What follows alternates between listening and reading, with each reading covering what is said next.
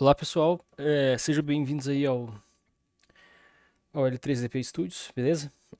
Nesse vídeo aí eu vou estar falando sobre Linux, tá? Eu vou estar falando sobre aplicações em Python, tá? Programas e gerenciamento dos serviços, tá?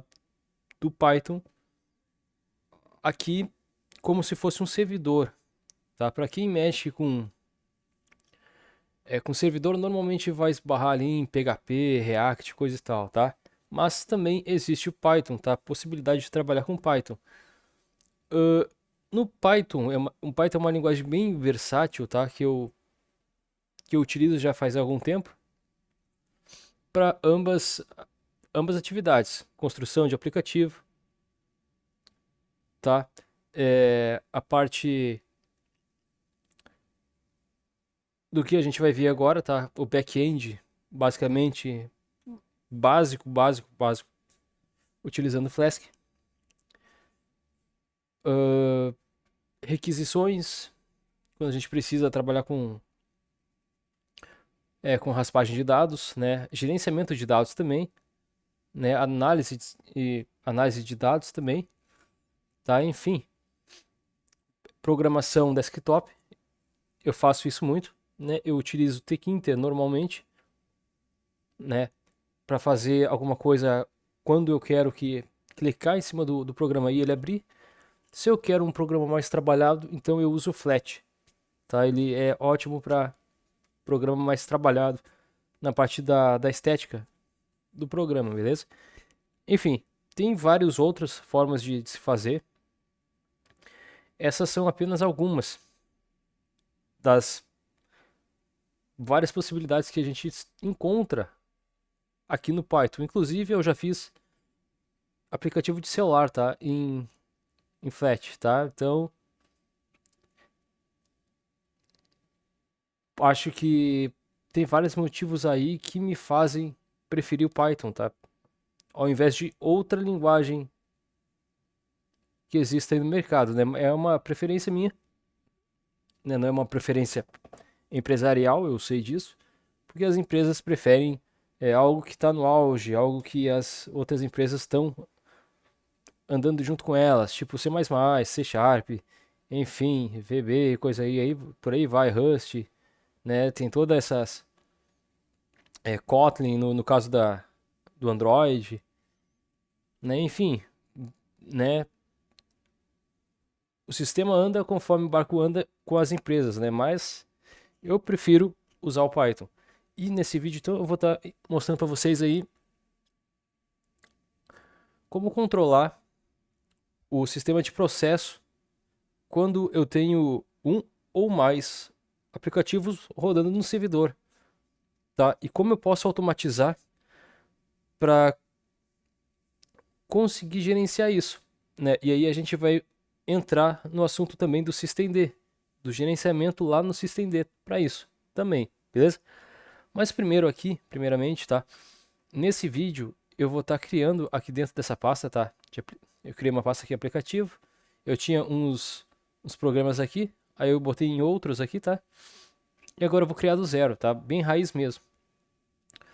Vou estar criando aqui duas aplicações em Flask,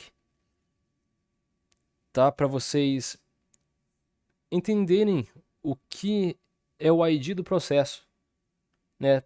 A maioria vai entender, óbvio, que já tá.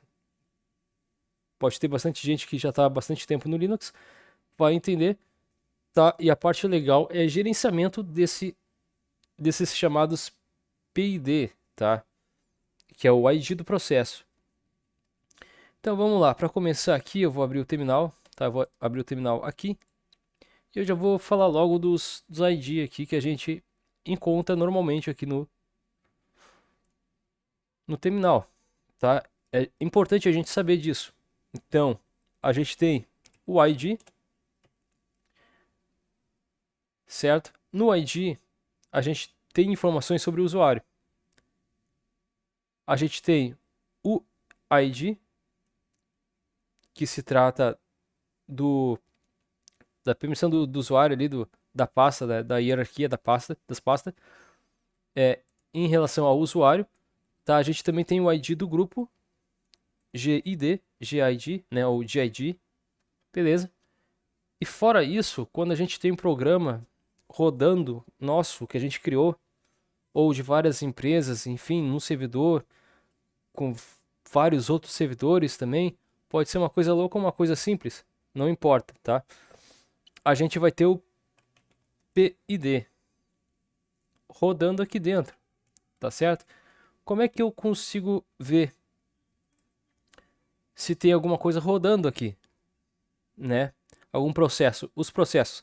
A gente pode muito bem digitar top, por exemplo, né? A gente vai ver vários processos rodando aqui. Uma das informações dos processos rodando é essa aqui, ó, PID. Então veja bem, a gente tem aqui desse lado aqui os ID das aplicações. Significa que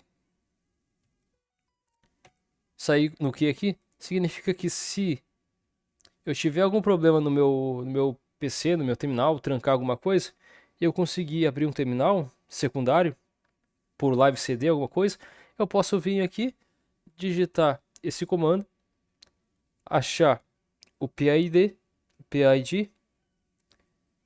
e fechar esse processo. E a gente fecha com o seguinte comando, kill e o número do processo, 118.82, tá? Por exemplo, tá? Se eu fosse fechar. Vocês vão ver isso aqui na prática também, tá? Beleza? Só para entender as diferenças aqui dos IDs aqui, tá certo? A gente vai trabalhar com esse, então, cara aqui chamado PID mais para frente. Beleza? No próximo vídeo. Aqui eu estou na pasta aplicativos aqui, então eu vou criar uma pasta. Eu vou criar uma pasta aqui, eu vou chamar, deixa eu ver. Chamar uma pasta aqui. Vou chamar de app test. Criei a pasta aqui app test. Entrei dentro da pasta app test, tá? Vou acessar com o terminal aqui dentro. E aqui dentro aqui eu vou criar o ambiente de trabalho então para poder trabalhar com Python, tá? Quando a gente vai trabalhar com Python, criar alguma coisa em Python, a gente precisa criar esse ambiente virtual do Python. Cada sistema, cada sistema operacional tem o seu ambiente virtual favorito. No Windows é o Anaconda, eles usam o Conda, tá? Aqui no Linux eu costumo utilizar o pip, tá? Como gerenciador. Ele vem embutido num pacote aqui chamado Virtual Env, junto com o sistema de virtualização do, do ambiente Linux, basicamente, tá? Mas também vem separadamente num pacote embutido no Python. Então, para saber se eu tenho ele instalado no meu PC, só digitar apt search Python, né, Python 3 aqui, traço pip, né, e procurar por esse cara aqui, para ver se ele está instalado, ó. Tá, apareceu aqui instalado, ó. Tá instaladinho. Beleza, uma vez ele instalado, ok. Chegou a hora de montar então esse ambiente virtual. Preciso saber também se eu tenho o virtual env instalado, virtual env, tá? Se não tiver o virtual env, ó, tá? Se não tiver o virtual env instalado, veja se vocês têm o env, o venv, tá? Que é uma continuação do virtual env, tá? O env, basicamente, tá certo?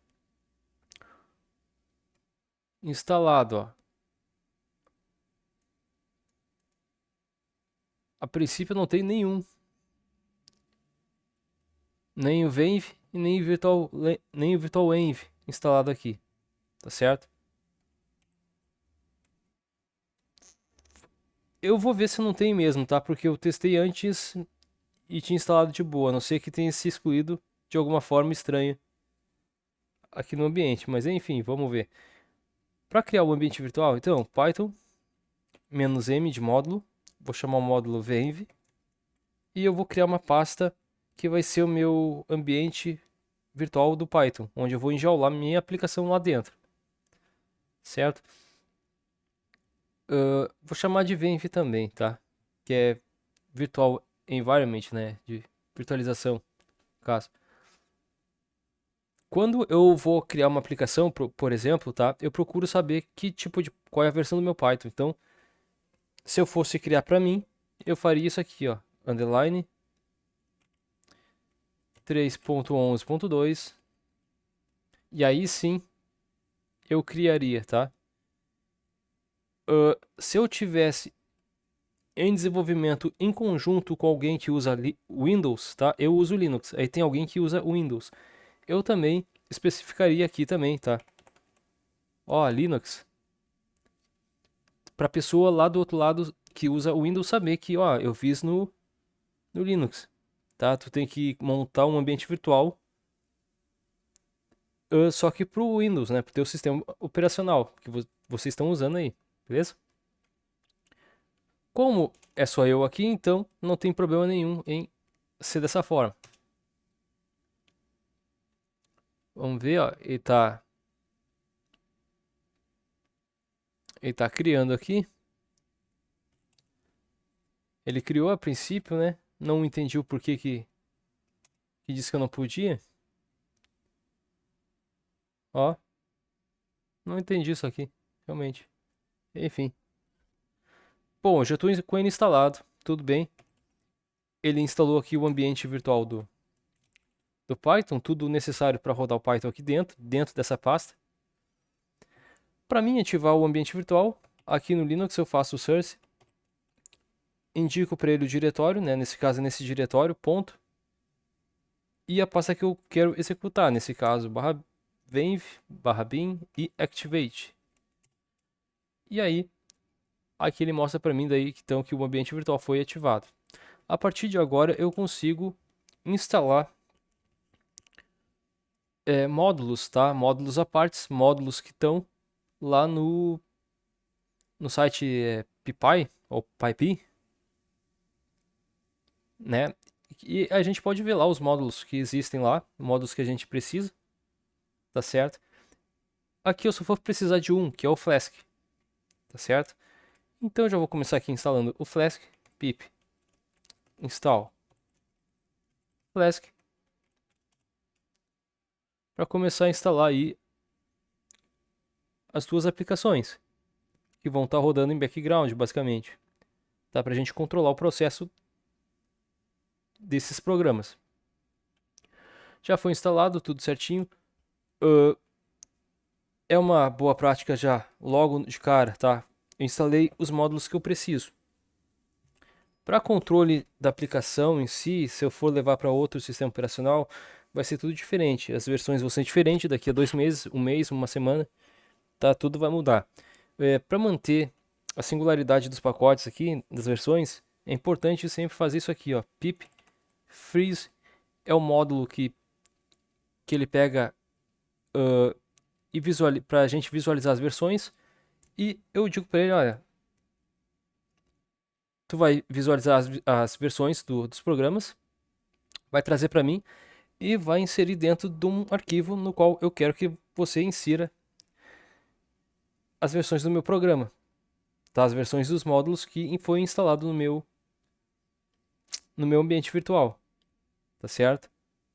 Se eu quiser instalar em outro ambiente virtual o mesmo conteúdo, beleza? Para isso então eu vou digitar aqui requerimento. Aqui pode ser qualquer nome, tá? Não tem requerimento.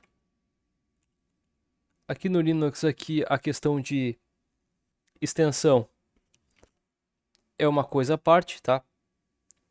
Se eu não quiser botar a extensão aqui, eu não boto, ele vai ler de qualquer forma. Aqui não importa, mas por compatibilidade com outro sistema, então eu vou colocar aqui, tá? Eu vou colocar um simples txt. Beleza? Requerimento txt. Beleza. Se eu der um cat, então, nesse requerimento, vai estar ali tudo que foi instalado quando eu instalei o módulo Flask. Tudo que veio junto com o Flask. Beleza? Certinho. Bom, explicado agora isso, vou criar então a primeira aplicação, depois eu vou copiar e criar a segunda. Tá certo? Vamos lá então. Nano app underline 1.py. Tá? Eu vou criar no terminal mesmo, tá? Eu ia criar no mousepad, tá? O mousepad está aqui, eu tô olhando uma colinha que eu fiz, tá? Só para me guiar. Tá certo? Já que eu tô fazendo um modo raiz aqui mesmo, tá? Então, nano app underline 1.py. Beleza. E agora aqui a gente começa então chamando esse módulo do Flask. Então, from Flask import Flask maiúsculo. O Flask maiúsculo é uma classe, tá? O Flask minúsculo é um arquivo. Então, aqui é um arquivo e aqui é uma classe, tá? Mas aqui eu também poderia chamar uma função que está dentro dessa classe aqui também, tá? E assim sucessivamente, beleza? Nesse caso aqui eu só estou chamando a classe. Beleza. Para executar esse cara, definir que ele vai ser um aplicativo Flask, eu preciso dizer o seguinte, olha, esse nome aqui, tá? Que eu vou colocar aqui, e o igual, tá certo? Tanto faz esse nome aqui, tá? Ele é só uma variável que vai definir, vai instanciar aqui, vai um construtor do Flask, tá certo? O padrão é esse nome, tá? App. App igual, chamo a classe Flask, abro parênteses, fecho parênteses. Dentro aqui eu vou colocar underline, underline, name, underline, underline, tá certo? Feito isso, então, agora só falta mais uma informação aqui para mim poder executar esse cara e ver ele funcionando, tá? Ele sendo executado, que é rodar esse programa. Então, app.run e abro parênteses e fecho parênteses, tá? Simplesmente isso. Quando eu mexer nesse arquivo e ele ficar aberto, não fechar direto, eu posso colocar aqui uma informação de debug, tá? True, que ele fica executando ali a todo momento e ele aceita que eu modifique o código com ele funcionando e ele automaticamente ele dá um restart no serviço dele, tá? E ele automaticamente atualiza o serviço dele, tá? Às vezes ele vai cair, mas aí é normal, é uma incompatibilidade ali no código no momento, tá? Mas é mais difícil, tá? Assim é mais legal porque ele já modifica ali, se for uma coisinha no HTML, por exemplo, mexi lá no HTML, na cor, ele vai fazer um restart e já vai mostrar pra gente na hora que modificou ali, tá? Aí a gente só atualiza o navegador ali e aí ele já modifica pra gente. Beleza. Por padrão, o Flask ele executa na porta 5000, tá? Localmente, no localhost, beleza? Então eu vou sair daqui, sim para salvar, sim quero salvar, beleza? Se eu der um ls-l, tá? Esse arquivo aqui ele não tem permissão de execução, mas mesmo assim eu consigo executar ele com Python, tá? Agora, se eu quiser que ele execute a fins de outros usuários também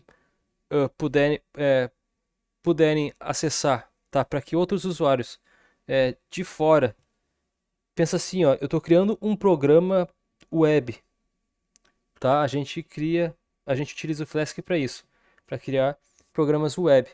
Eu estou criando um programa web e eu quero que o mundo inteiro pague esse serviço para mim, tá certo? Só que esse mundo inteiro tem que ter acesso à tua aplicação. Essa aplicação que eu estou criando aqui. beleza?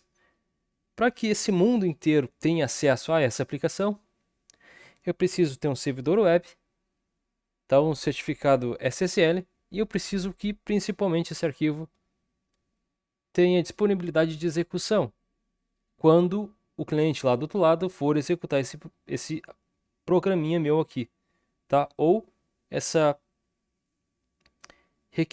requisição de um executável. Se for um arquivo apenas para ler, não tem problema nenhum. Agora, para executável, o padrão aqui seria eu fazer isso aqui, tá? Da permissão de execução, que é segamod 755 e o programa no qual eu criei. Beleza? Ele fica verdinho. Agora eu vou estar com a permissão de execução. E agora, de fato, eu posso executar aqui. Lá de fora, se eu der permissão na porta 5000 para o pessoal acessar de fora, por exemplo, vão poder acessar meu PC, ou não meu PC, né? Na verdade, a aplicação em si, né? Porque o encaminhamento vai ser para a porta 5000, tá certo? Na web. É feita toda uma configuração, né? Com proxy reverso aqui, para poder o pessoal de fora acessar então essa porta perfeitamente. Beleza? E agora eu simplesmente posso digitar Python e o nome da minha aplicação, tá? E ele vai rodar aqui, tá, pessoal? Ele já está rodando. Essa partezinha aqui não deem muita importância, tá? Porque isso aqui é só enquanto eu estou no desenvolvimento aqui. Tá? Seria o padrão aqui é fazer o deploy, né? Transformar tudo aqui num pacote de web e lançar no servidor real de fato. Mas vocês também podem fazer o programa Python e sim, vocês podem executar, deixar executando na máquina em background o programa que vocês criaram, tá certo? Isso eu vou mostrar para vocês no próximo vídeo também, esse gerenciamento que é possível fazer, tá? Em background. Só que como é que eu vou ver o serviço rodando? Como é que eu vou controlar os serviços rodando? Porque eu posso ter uma porta de um número, a outra porta no outro número, beleza? Como é que eu posso ter esse controle das portas para fechar e abrir, startar, reiniciar, certo? Essa é a parte importante. Aqui então, se eu vier no navegador, tentar executar ele, ele não vai me dar nenhuma resposta. Na verdade, ele vai dar uma resposta de requisição 200 ou 404. Acho que é 404 que ele vai me dar. Porque não tem nenhuma página, tá? E não conseguiu acessar nada. E não conseguiu me retornar nada. Se eu não me engano, tá? Vamos aqui acessar aqui o localhost aqui. Então 127 ponto. Já tá até aqui, tá? Na porta 5000. Ó. HTTP. Tá certo, ó. Não encontrado, tá? Esse erro aqui é 404. Vai estar aqui, ó, 404, tá? Aqui vocês podem ver que ele usa por debaixo dos panos aqui o Flutter. Ele usa aqui o Flutter, o JavaScript, tá? A gente agora vai utilizar o HTML para sumir isso aqui, tá certo? E também tem como usar o CSS, lembrando que ele funciona na web, tá certo? Independentemente de onde for usar esse programa, beleza? Ok, mostrado isso agora para vocês, o que eu vou fazer aqui, tá?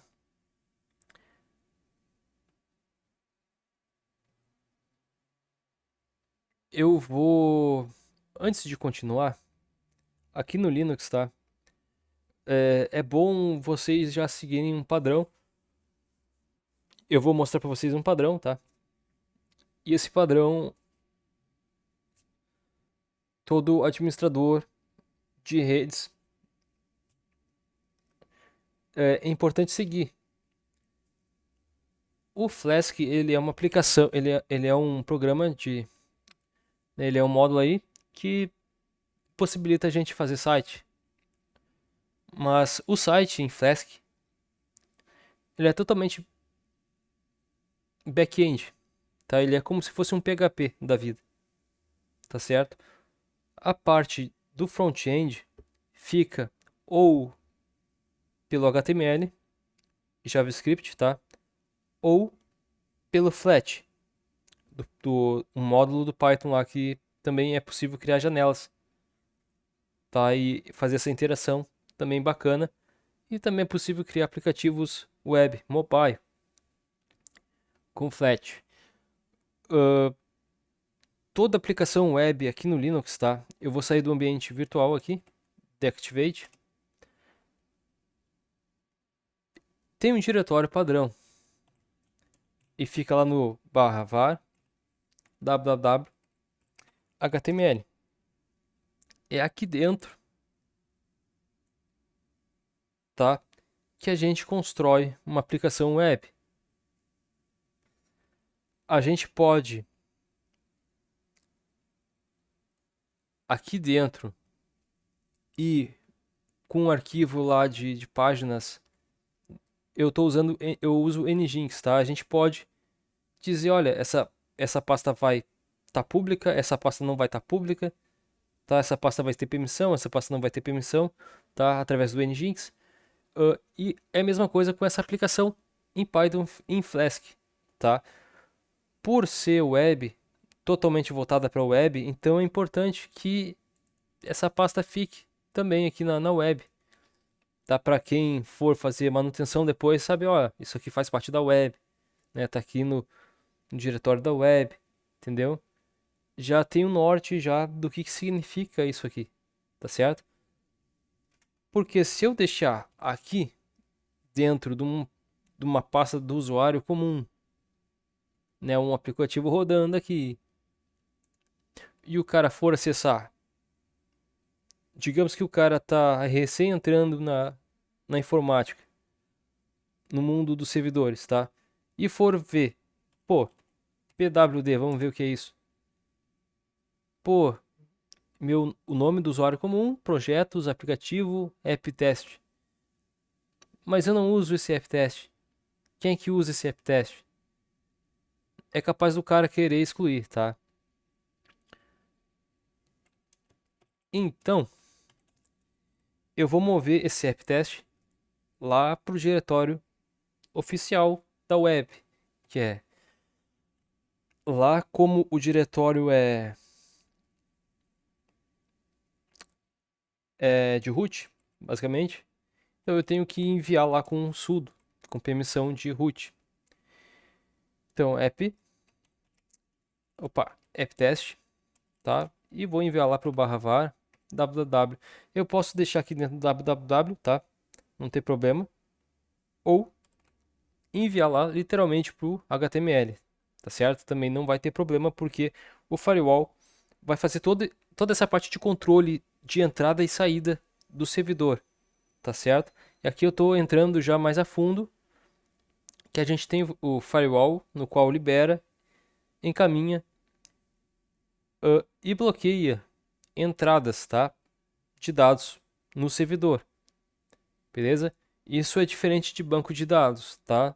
Banco de dados armazena dados da aplicação e o firewall ele gerencia dados de entrada, né, dos usuários de fora para dentro da máquina do servidor, beleza?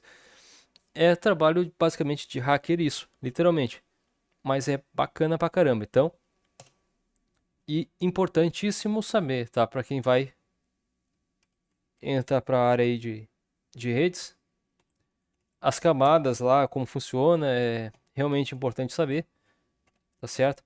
Uma vez lá dentro, agora eu vou lá. Então nesse cara lá, ó, ele tá lá, beleza. Vou ver aqui, ele tá como app sudo. Vamos ver se ele continua dentro dele.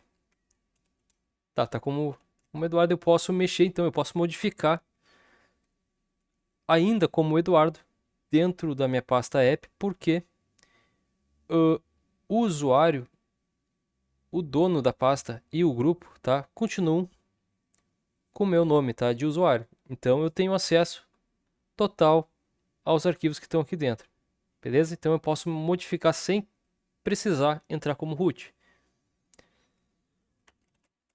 Beleza.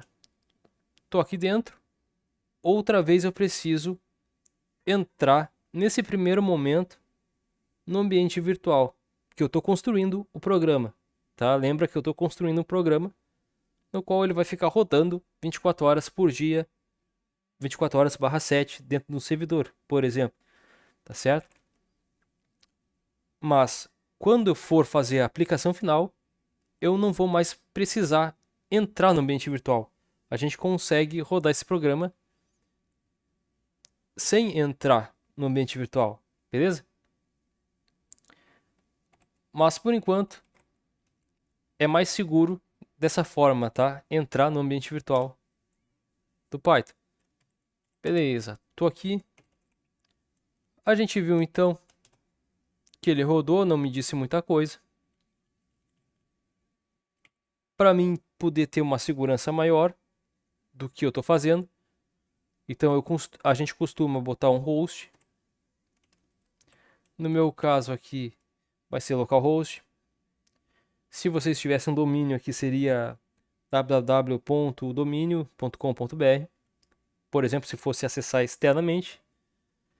Mas como é localmente, então 127.0.0.1, vírgula, e agora a gente define uma porta para esse cara aqui. Como ele vai ser o app1,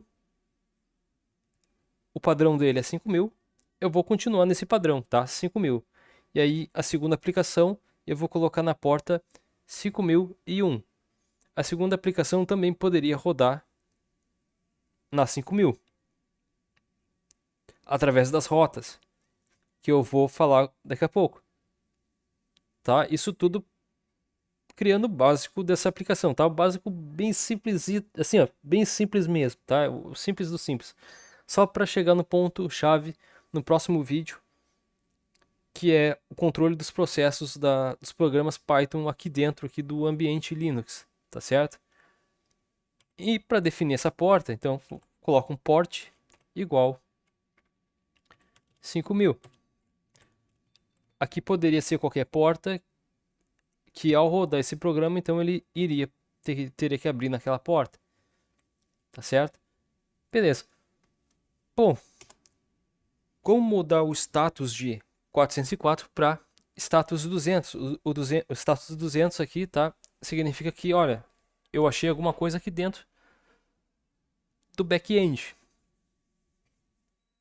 E aí ele devolve para o usuário essa resposta com código 200.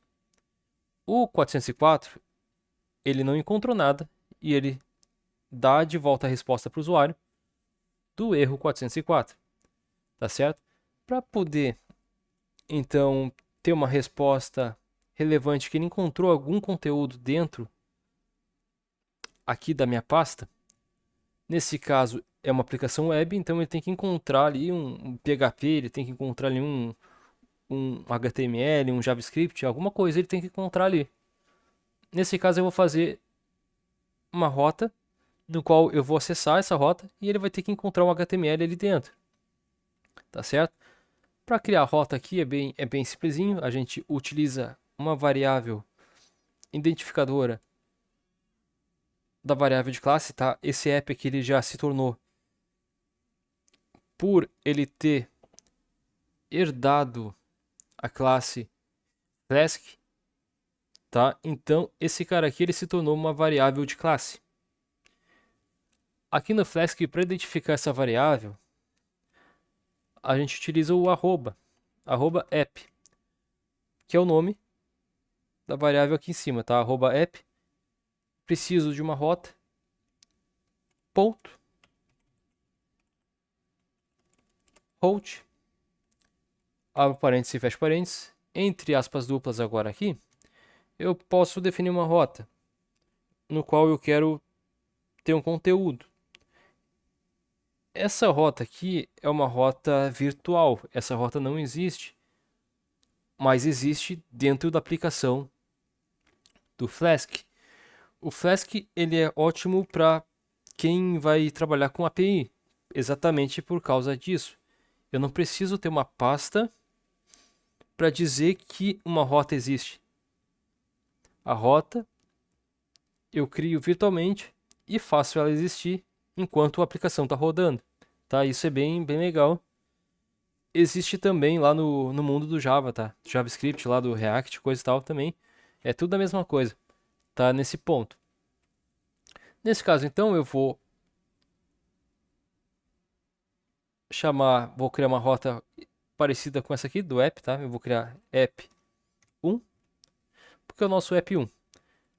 Criei a rota. Só que para mim poder acessar essa rota, eu preciso definir uma função que retorne um conteúdo dentro dessa rota.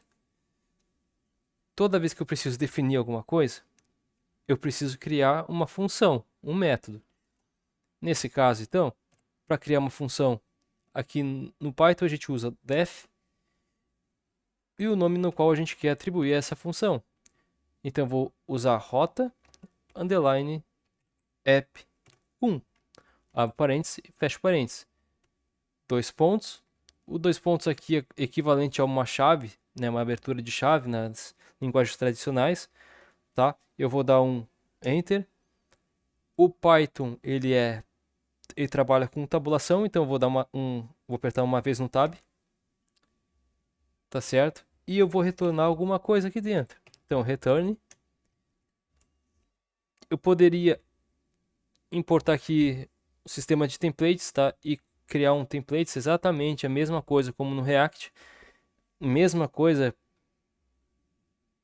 seja qual linguagem for, tá? Eu acho que é tudo igual, na moral. Infelizmente, né? Isso não muda, então quem sabe uma vai saber a outra, não tem como não saber, sabe? É impossível não saber, beleza? E aqui eu vou retornar um simples H1, tá? Do HTML,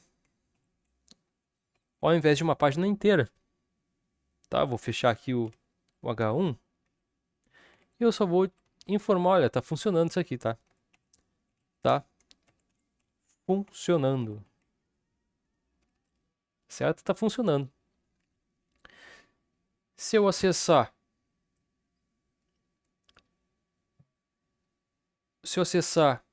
a página inicial, que seria apenas o barra, não tem nada lá, vai me dar um erro.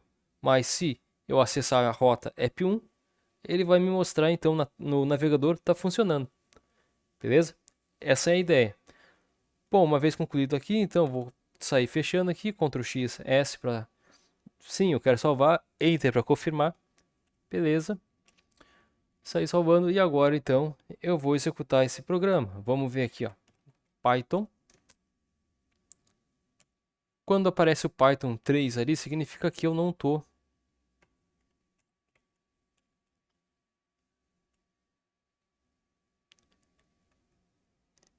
no ambiente virtual, tá? Por algum motivo ele não me levou para o ambiente virtual dele. Tá certo?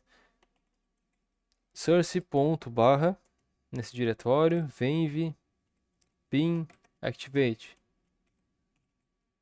Python 3. Ó, ele não consegue ler, tá? Foi bom isso acontecer, tá? O que acontece, tá? Normalmente ele cria um link pro Python, tá? Só Python dentro do ambiente virtual para executar a aplicação. Quando ele dá Python 3, esse Python 3 ele faz parte do meu terminal que está dentro do ambiente do Linux original, dentro lá do barra usr barra bin bash barra bin barra sh barra sbin barra bash sh, alguma coisa assim, tá? Mas e o Python ele está dentro desse diretório universal do barra usr barra bin barra Python 3, tá? Esse Python 3 que está aqui na tela, tá? no autocompletar aqui. Deveria mostrar para mim Python apenas. Como mostrou Python 3, significa que o ambiente virtual ele foi desconstruído. E isso aconteceu porque eu mexi o ambiente de lugar, tá certo? E ele deixou de existir. Então, reparem que vocês precisam ter essa ideia, tá? Se for mexer o ambiente virtual, mesmo não ativado, desativado, como vocês viram, para outro lugar, ele vai se desconstruir. Então, o que eu vou fazer aqui vai ser o seguinte, eu vou sair, repara que o Deactivate ele está funcionando, mas eu vou precisar construir novamente esse Venv. Com Python 3, -m, Venv, Venv, tá? Esse Venv aqui é o módulo e aqui é a pasta na qual eu quero criar esse novo ambiente virtual. Nesse caso, eu só vou usar a pasta que já existe, então o que é para acontecer aqui é para remapear as coisas, tudo que estava lá no diretório do meu usuário Eduardo, é para agora estar aqui nesse diretório do HTML, tá? Dentro dessa pasta aqui dentro do HTML, tá? Eu vou fazer um remapeamento para poder remapear o endereçamento dos módulos e por aí por diante, tá? Tem muita coisa ali, muitos arquivos que fazem parte do muitos atalhos, né? Basicamente seria isso, muitos atalhos aqui dentro do ambiente virtual e precisa ser vinculado tudo novamente aqui dentro dessa pasta. Provavelmente foi isso que aconteceu. Vou apertar o Enter. Tá, agora eu vou acessar novamente o Venv e vamos ver o ambiente virtual. Vamos ver se ele vai acessar com Python 3 novamente. Não é para acontecer, beleza? Ok, eu vou chamar o Python agora. Ó, beleza. Tá? Repara aqui. Agora tem o Python apenas aqui, tá? Esse Python está apontando para esses caras aqui que estão apontando para o ambiente virtual. Venv e o caminho do Python, tá? Como um atalho, então ele remapeou tudo. E agora sim, tá? E dessa forma, então eu posso executar sem problema nenhum a minha aplicação novamente. Eu vou executar aqui. Startou normalmente aqui na porta 5000, tá? Minha aplicação. Lembrando que é uma aplicação web e back-end, ou seja, o servidor é que controla essa aplicação, tá? Não é o navegador, não é o usuário. Toda aplicação back-end é o servidor que controla a aplicação. Isso envolve requisição, tá? De envio e recebimento de resposta, como se fosse um e-mail, um servidor de e-mail, tá? Um servidor de e-mail é uma aplicação back-end. Aí depois tem as mini aplicações que são clientes de e-mail, né? O Outlook da vida da Microsoft Office, por exemplo, certo? Que faz o front-end para conectar ao servidor back-end para que a gente, usuário comum, possa enviar e-mail para o servidor e o servidor reconheça isso. Mas por debaixo dos panos é o servidor, é o cara que manda a resposta e o cara que recebe também essa resposta, trabalha a resposta e envia de volta para o cliente. Beleza? O servidor, nesse caso aqui, é o cara que manda. Diferentemente do meu site, por exemplo, no meu site é o usuário, é o responsável por acessar aquela informação. Não tem nenhuma parte, nenhuma mão do meu servidor ali dentro. Tá? Por isso que ele consegue ser leve. Nesse caso aqui, é o servidor que controla a informação. Tá certo? Dessa forma, a informação fica mais presa e mais controlada do que uma informação disponível no navegador, por exemplo, tá? Essas as diferenças aí, tá? Tem muito mais coisa a fundo, mas é isso aí. Rodando então, eu vou voltar a rodar aqui a aplicação, tá? Vou dar um atualizar, ó, continua não encontrando. Mas, lembrando, tá? Essa aqui não é a rota que eu criei. A rota que eu criei é a rota app1. Aqui, essa rota é a raiz. E eu não criei nada nessa rota. Lá no arquivo, tá? Não criei nada. Eu criei foi na rota app1. Então, para acessar a rota é a mesma coisa do que uma pasta, tá? Nesse caso aqui é uma pasta virtual. Ela não existe, mas foi criada. Nesse caso, então, barra app1. E pum, tá certo? Ele encontrou então essa rota, essa pasta virtual que eu criei ali do nada, né? E disse, olha, toca aí essa informação para o usuário entender o que tem aqui dentro. Exatamente dessa forma aqui, pessoal, que sites como, deixa eu ver, me lembrar aqui, tá, API, algum site aqui famoso aqui de API aqui, legal aqui, API Conversor, talvez, né? Conversor. O mais famoso gratuito aqui de todos, tá? Awesome API, tá? Toda aplicação de API tem um sistema, provavelmente os caras são fanáticos por Java, e eles vão utilizar a programação aqui em Java, exatamente da forma como foi criada aqui. Dentro de cada diretório virtual no qual eu acessei, tem um arquivo em JSON.json com configurações pré-configuradas ou configuradas de um evento que ocorreu em alguma coisa. No caso da API cotações, eles trabalham com cotações do mercado e convertimento de moeda, tá certo? Então eles liberam de uma hora a uma hora. Existe uma automação que grava no arquivo JSON dentro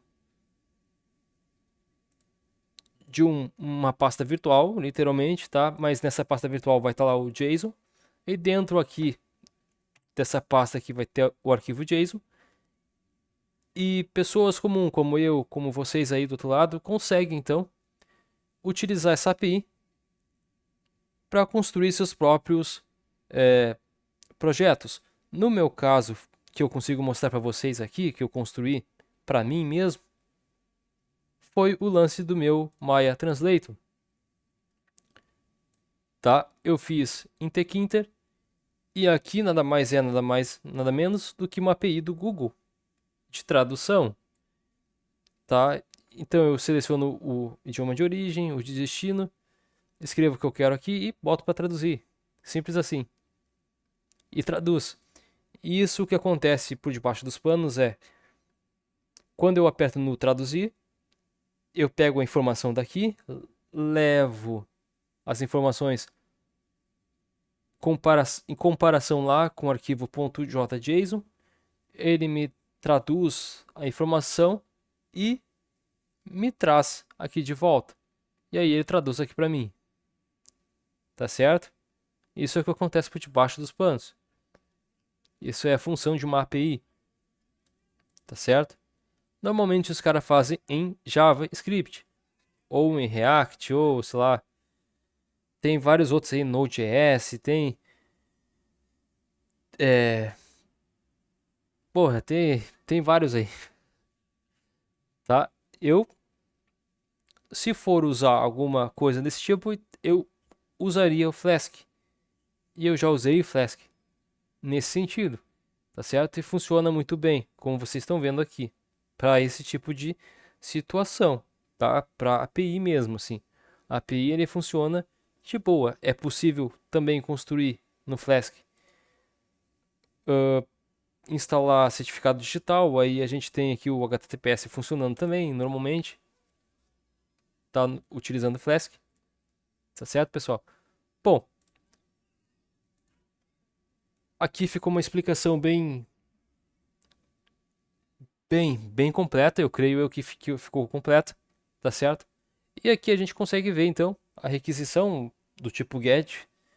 Ele acessou o cliente, no caso eu acessei aqui a pasta virtual app 1.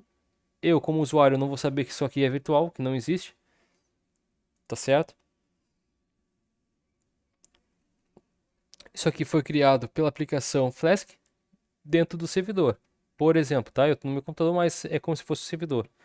E o servidor respondeu: olha, o cliente acessou essa pasta, tem conteúdo lá dentro, então eu vou dizer: olha, tu pode acessar aqui essa minha página, porque existe essa página aqui dentro dessa pasta virtual, tá certo? Simplesmente assim, beleza? E ok, beleza, pessoal?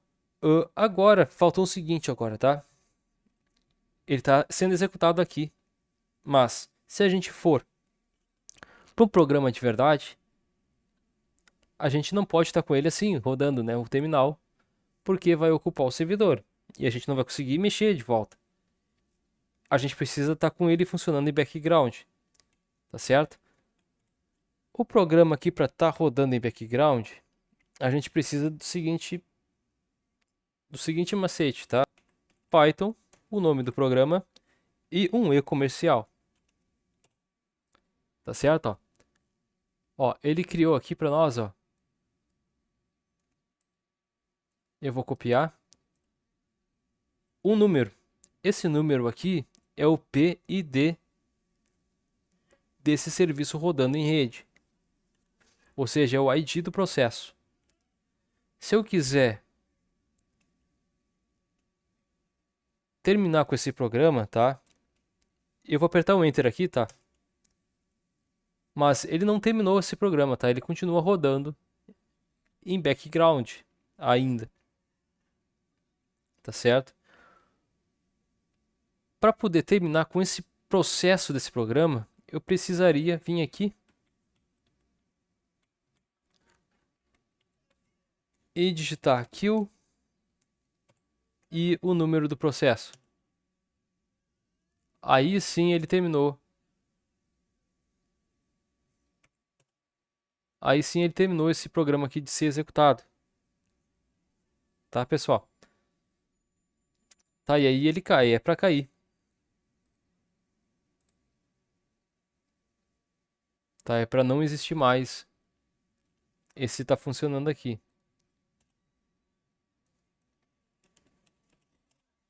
Certo? Para não existir mais mesmo. Vamos ver se ele vai dar erro. Eu acho que vai dar erro. Tentar abrir aqui.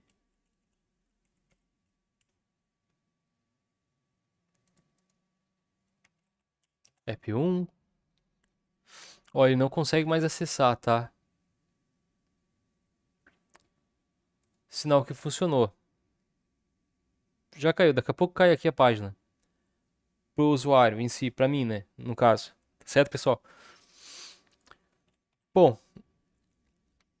uma vez que a aplicação está criada, agora eu vou sair do ambiente de desenvolvimento, né, do ambiente virtual.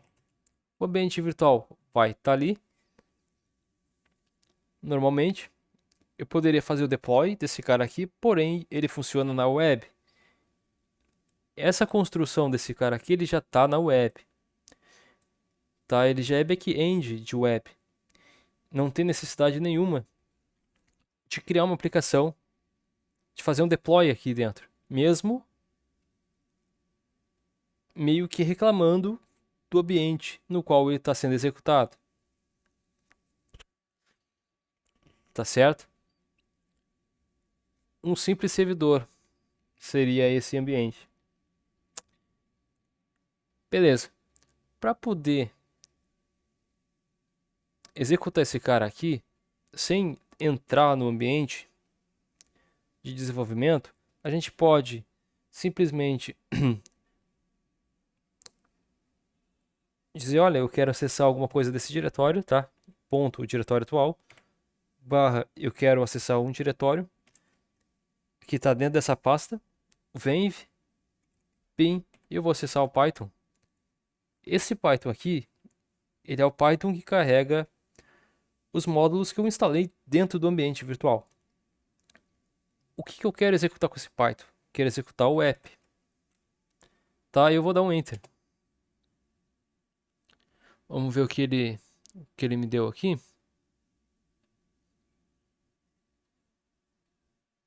Ó, já está sendo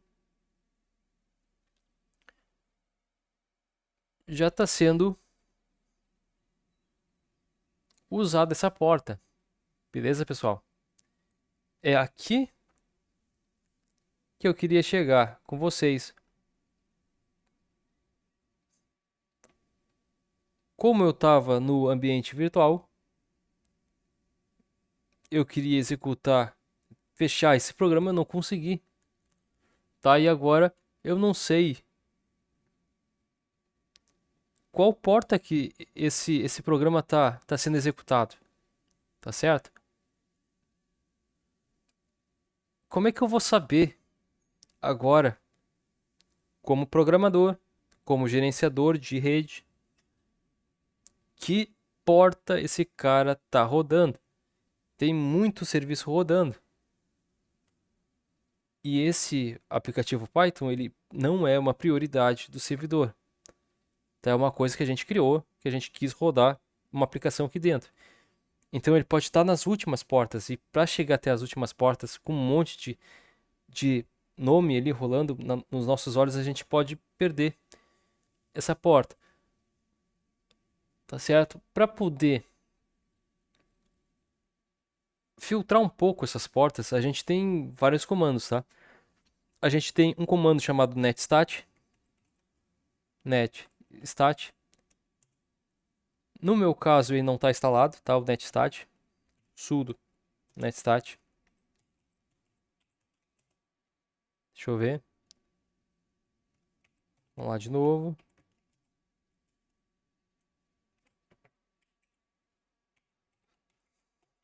Digitar aqui a senha. Aí, ó. Ele não foi encontrado. Beleza.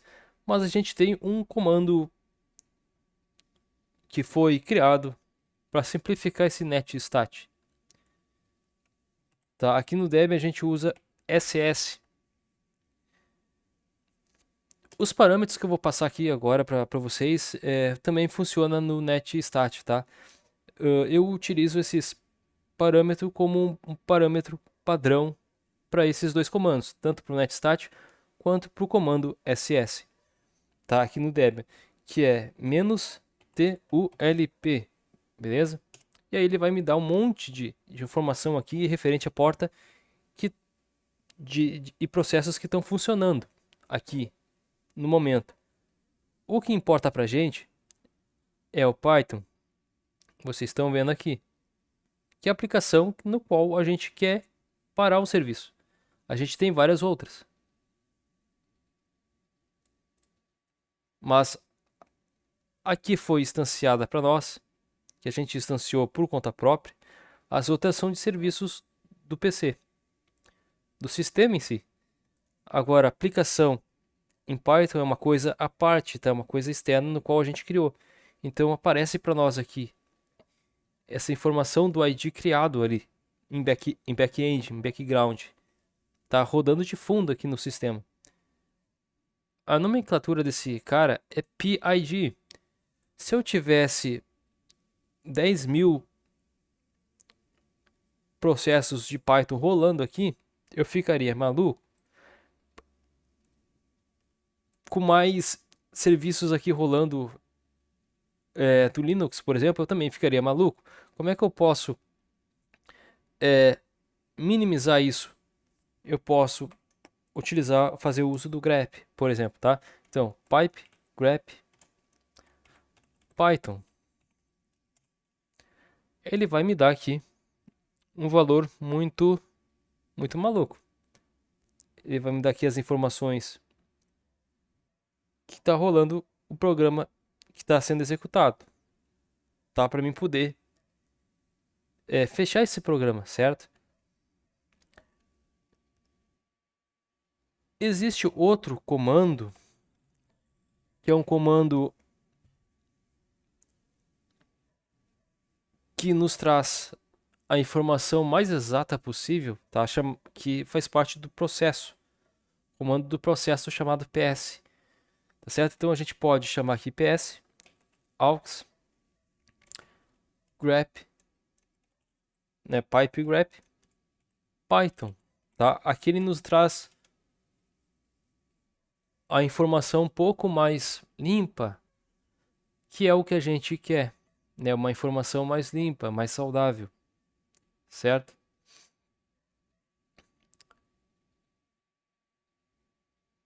E aí aqui a gente tem os programas rodando.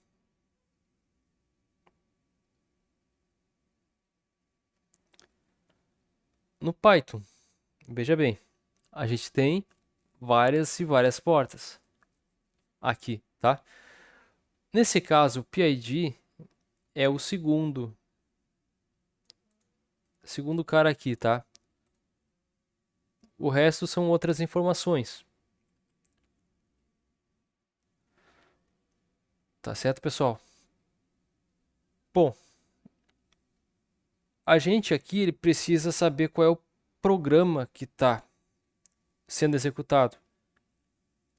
Então, a gente vai ter que pegar o caminho completo. Olha, eu executei esse cara aqui. Esse cara está rodando agora. Tá? Repara no T. Eu não sei o que significa esse T aqui.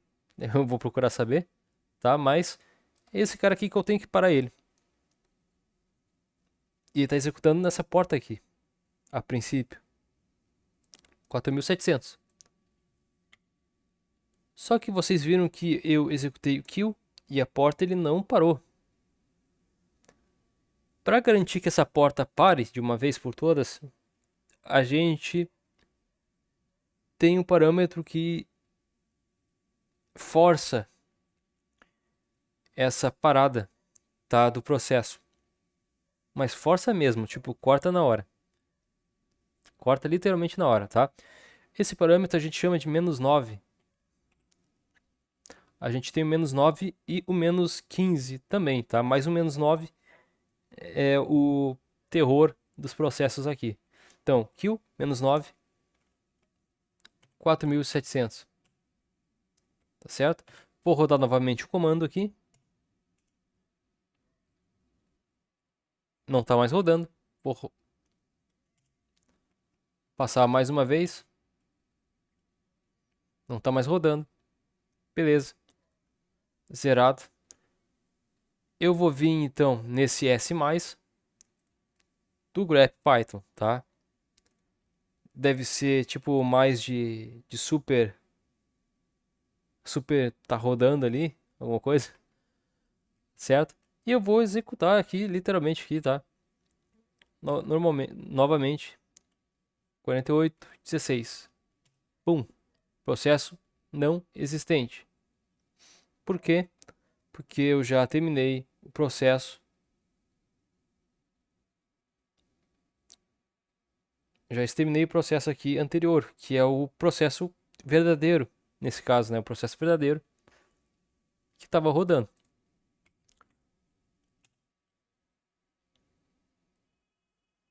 Tá certo, pessoal?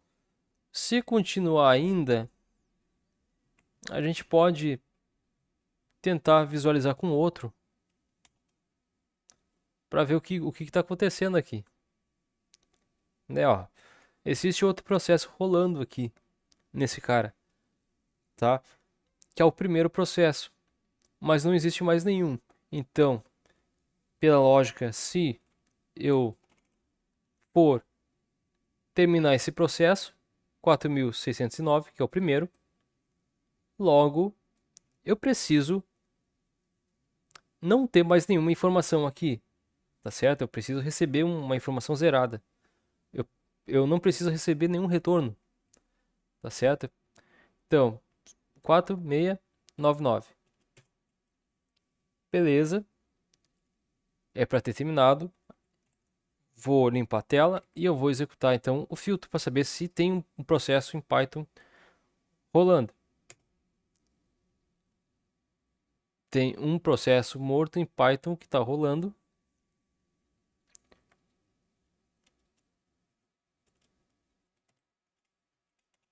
Executei novamente, ele identificou, tá? Aí é por conta da interpretação do bash aqui, tá? Vocês viram ali que ele identificou que, olha, tem um arquivo aqui que foi já arquivado, não tem mais nada rolando aqui, tá? Mas ele ainda ficou um pouco na memória aqui no bash, tá? Passado alguns minutos, ele excluiu da memória essa mensagem, filtrei aqui novamente e a gente pode ver que a gente não tem mais nenhum processo rolando, ou seja, todos foram zerados. Eu vou executar agora o outro comando aqui, psaux, pipegrep, também tem que voltar zerado, tá? Ó, nesse caso aqui,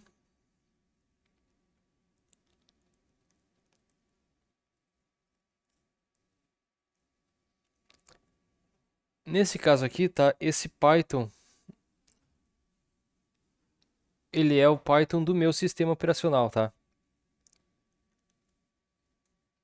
Lembrando, o Python completão lá é o com caminho inteiro, tá? Com esse caminho inteiro aqui que eu executei, tá? Esse é o caminho verdadeiro do Python da aplicação.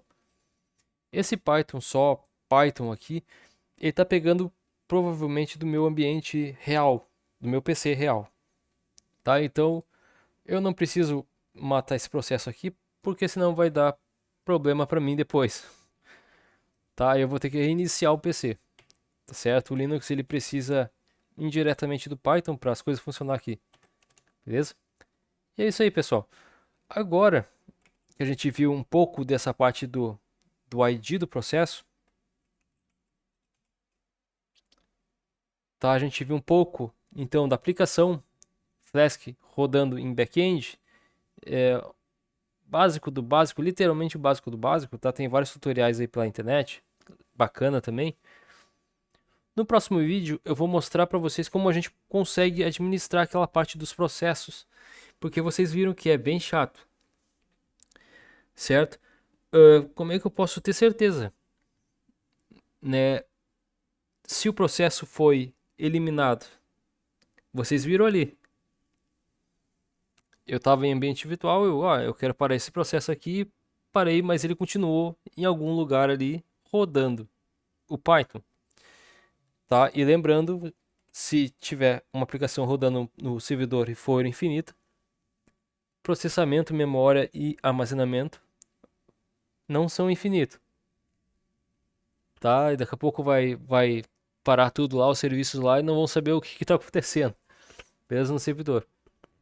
Tudo por causa da má gestão dos pacotes e do gerenciamento dos processos aqui do PID, né? O PID do processo do programa aqui rodando na aplicação online, tá? Isso aqui é para total controle online que eu estou fazendo aqui para vocês, tá? É como se eu fosse rodar aqui o Nginx na minha máquina, ele vai criar também um ID para o processo e eu tenho que saber esse ID. Eu tenho que saber onde procurar esse ID, beleza? Eu mostrei para vocês como procurar o ID, como terminar esse processo. No próximo episódio, no próximo vídeo, eu vou mostrar para vocês como automatizar esse processo de iniciar o programa, de parar o programa e de reiniciar o programa, tá certo? E o processo dele iniciar junto com o sistema do servidor, né? Se eu reiniciar o servidor, ele tem que subir junto com o servidor, óbvio, tá certo? Eu vou mostrar tudo isso aí no próximo vídeo. Esse aqui ficou muito grande já, mas eu acho que ficou bem explicado. A única coisa que eu já vou fazer aqui, tá?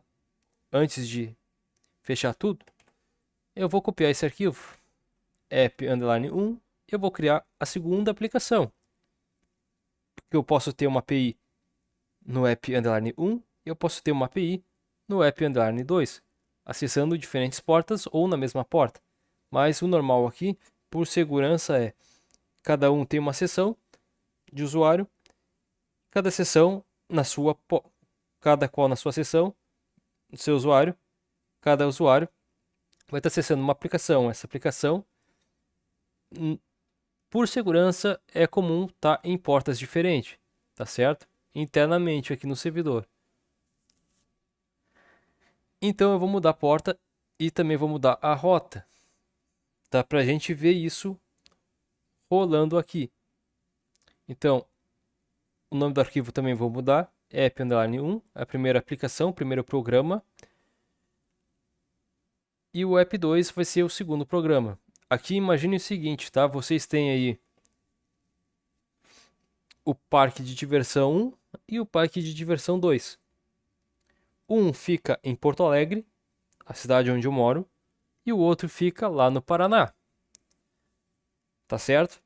Ambas não estão na mesma cidade. Ambos os parques não estão na mesma cidade. Eu preciso acessar o programa que existe nos dois parques. Porém, o programa pode ser o mesmo programa. Porém, o povo, os usuários do Paraná são usuários e aqui em Porto Alegre é outros usuários. Esses outros usuários vão ter acesso a uma base de dados diferente da base de dados dos usuários lá do Paraná. E a gestão, eu posso ter uma gestão apenas desse programa como um todo. Tá certo? Isso é para diminuição de custos, tá? Para quem gosta de economizar, vai economizar nos custos aí de funcionário, coisa e tal, etc, etc coisa, tá? Enfim. Então vamos lá, app_1, botar 2, beleza? Vou acessar aqui o app_2. Aqui eu vou mudar para a rota para 2, app2, que eu vou acessar agora ó, a rota 2. E a função aqui eu vou mudar também para app2. A porta aqui eu também vou mudar, tá? Eu vou mudar para 5001, porque é um outro tipo de serviço. Digamos que eu queira acessar aqui. A porta 5000 é o serviço de inscrição de usuários. A porta 5001 é a porta de arrecadação de alimentação, digamos assim. É a porta de gerenciamento dos brinquedos, né? Não tem nada a ver com a primeira opção, tá certo? E assim a gente consegue dividir então a aplicação com qual a sua respectiva responsabilidade aqui, tá? Nesse meio das APIs aqui, digamos assim, tá? Um negócio meio louco aqui. Nessa gestão do back-end aqui do Python, beleza? Ok, pronto. Como eu copiei comum, ele vai seguir com a mesma permissão de executável, tá? Então eu não preciso dar o chmod 775 ou mais x e apontar o arquivo, tá? Para dar permissão de execução. Eu copiei de forma comum, então ele pega, preserva a permissão do arquivo e passa para o outro arquivo essa permissão também, beleza? Isso aí. Bom, no próximo vídeo então vamos executar esses dois programas. Os dois programas vão estar executando no mesmo servidor, com portas diferentes. Sistemas pode ser diferente, ou pode ser um sistema só, né? O criador aqui vai definir o que vai ser melhor, conforme a necessidade, tá certo? E eu vou no próximo vídeo então criar então aí os gerenciamento dos processos, tá? Que vai rodar no Linux. Então até o próximo vídeo, falou e fui.